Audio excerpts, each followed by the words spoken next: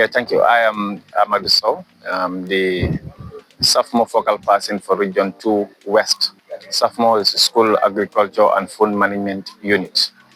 I'm the focal person and also double as the sports coordinator of West Coast region. Agriculture, as we are saying, since we are going to school, we used to say that agriculture is the backbone of the nation, but yet it is treated as an optional subject. I was very touched this time. Even I saw not even only agriculture, but even science happened to be moved as a core subject and being an optional. And because science also is related to agriculture, and agriculture itself is science. We call it agric science at the school level. Definitely, if we mean seriousness, and we believe in definitely the slogan that eat what you grow and grow what you eat, agriculture must be mandatory in all the schools. But it's a process. Curriculum, I know they are working. Agriculture is expensive, and definitely it required many logistics. It required land. It required, labor. It required capital. This why, I think the ministry is working step by step to ensure that it is mandatory. Because when things are mandatory, not only now learning them into the classroom, but now it will be also on practical.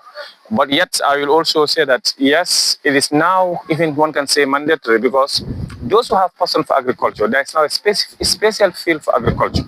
Now we have commerce, we have arts, we have science, we also have agriculture as a field of study from senior secondary school up to university level. Now those people who know that they are interested in agriculture, they can go to the agriculture field and they can study agriculture, and that agriculture also is divided into components. Right? There are different fields in the agriculture that one can study from the senior secondary school level up to the university level.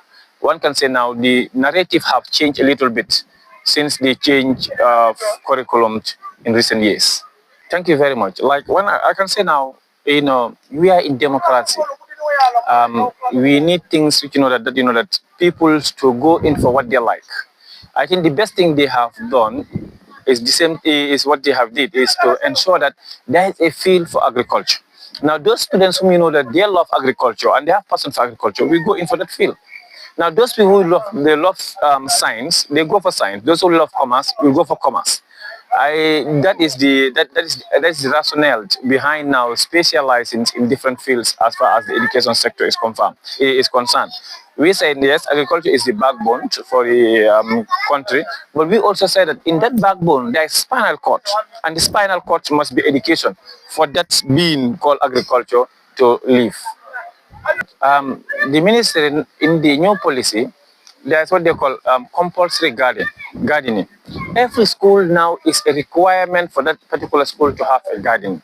Now that garden, to have a garden itself, now you see that it will help such initiative.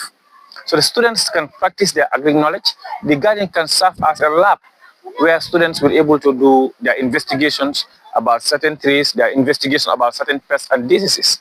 This, is what the ministry is doing. And so it is a policy document now in the policy 2016-2030 policy that every school must have a garden. And I think that will help to complement these initiatives.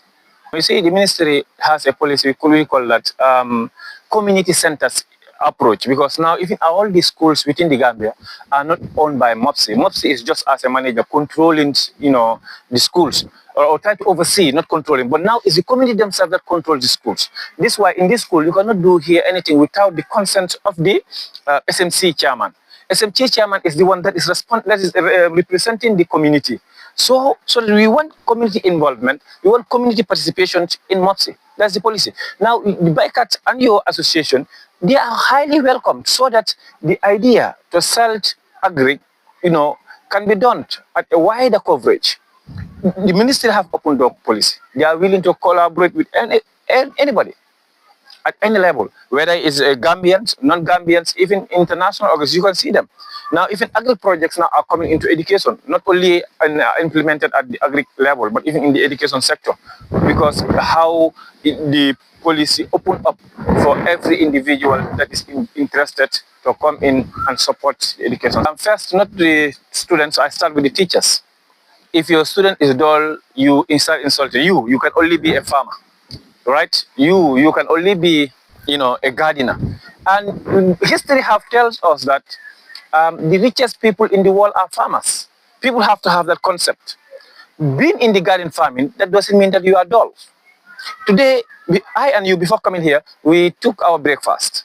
And that breakfast is from where? It's from the farming.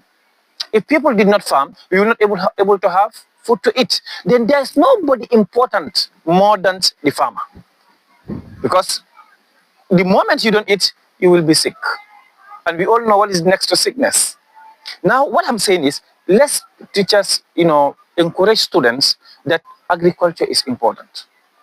What they cannot have in the office, they can have it in the garden.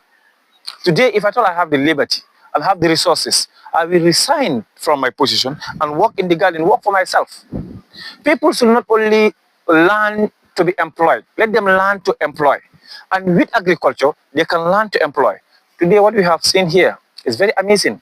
The papaya, you can add value to it and also create a lot of goods, a lot of produce that can be sold. And the most important, they said, there is a ready market available, which was the problem in the Gambia, that you will have your produce, but you don't have anywhere to sell it.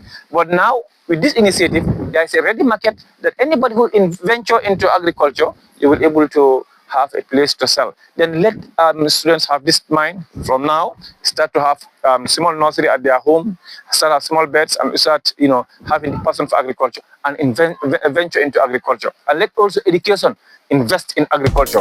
If we want the slogan to come true, eat what you grow and grow what you eat.